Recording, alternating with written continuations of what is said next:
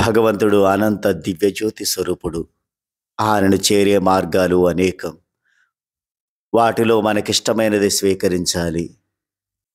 ఏ దారిలో నడిచినా ఏకాగ్ర చిత్తం మాత్రమే దైవ సాన్నిధ్యం చేరుస్తుందని మరువకూడదు. కొందరికి భక్తి మార్గం సులువు అనిపిస్తుంది. శ్రవణంతో, మననంతో, ధ్యానంతో దైవాన్ని చేరిన వారు ఉన్నారు.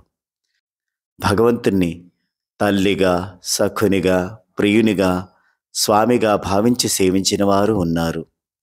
భగవంతుని చేరాలంటే తర్కంతో అవసరం లేదు. మనసు పెట్టి దైవాన్ని ప్రార్థించాలి.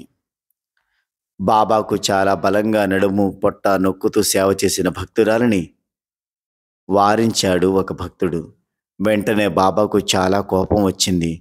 అలా మన మనసులోని భక్తి భావన యొక్క తీవ్రతను బట్టి దైవం మన సేవల్ని స్వీకరిస్తాడు.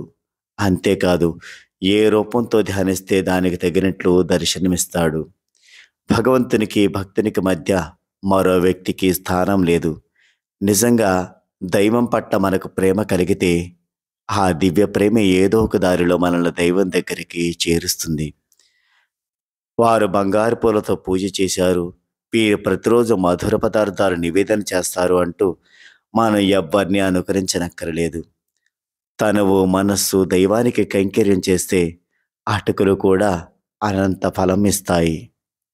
మహాలసపతి ఎంతో పేదవాడు, కానీ బాబా అతడి తన చెంత చేర్చుకొని అతని కుటుంబాన్ని కూడా కాపాడారు. అందుకే మనస్సు పూర్తిగా భగవంతునికి అర్పితం చేయాలి, కానీ ఆధ్యాత్మిక జీవనంలో ఎవరేం చేస్తున్నారు అనే ఆలోచన కూడదు, అనుకరణ చేయకూడదు.